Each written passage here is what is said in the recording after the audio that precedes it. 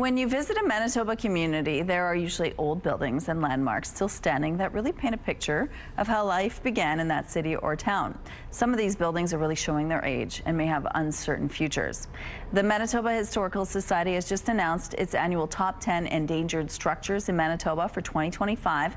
Joining us now from the MHS is Gail Perry. Good morning, Gail. Good morning. Thank you so much for joining us. Now, every year you do this list, and it's an important list. You go all over Manitoba. Tell us, before we get to that list, why it's important to preserve some of these old buildings. Well, these buildings tell us something of our past, and if we have an understanding of our past, it helps explain our present and maybe gives us a bit of a direction for our future. We want to keep these buildings, right? We do. I mean, they are often visually interesting. They have craftsmanship and materials that we may no longer be able to get our hands on, and it really does tell us something about who we were. Okay, so you have the top 10 for this year. Why did you choose the top 10 that you did? Yes, they are 10 representative buildings at risk. People might argue that there might have been others that should have been on the list. Okay. We'd love to hear, because we'll be doing a list next year. The whole idea is to have awareness of these buildings.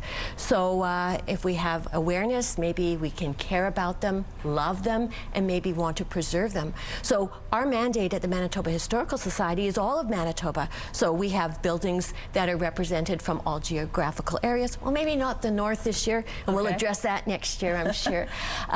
But also all different kinds of building types. Okay. And so it just shows us that there are humble buildings, there are grander buildings, but they all tell stories. Okay, so this list is quite thorough. There's some Winnipeg structures, of course. Tell us about those. There are two this year. Two. Okay. Yes, so there we've got the Peck building at the gateway of the Exchange District on Princess Avenue and Notre Dame.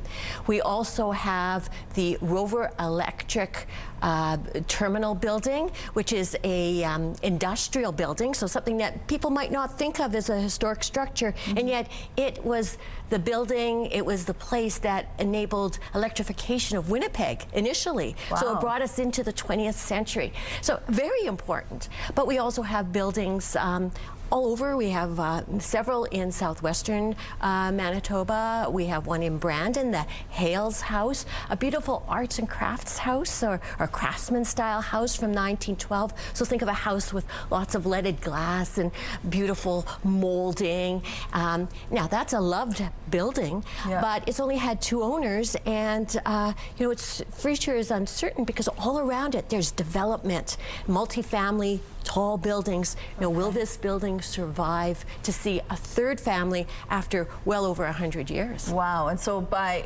putting these buildings on the list, which you've done in the past, have you seen things happen to them that sort of gets them off that endangered list? Well, there have been some happy stories, there have been some sad stories, and then some just continue to fester. So once a building's on the list, we don't put it on another list. Okay. But for example, last year we had Holy Trinity Anglican Church just across the road from the studio here. And you know, since last year, there's been funding that's been received through Centre Venture for a feasibility study to look at its situation. So that's a positive step. So, you know, years back we had the Rubin Block in Riverview, where neighbors really rallied to save that building. Well, now work is being done to have housing in there, and, you know, a lovely venerable building. So it feels like it's working, this list. It does. You know, it's a funny list because I call it venerable and vulnerable. You know, these buildings have to be special in some way. Yeah.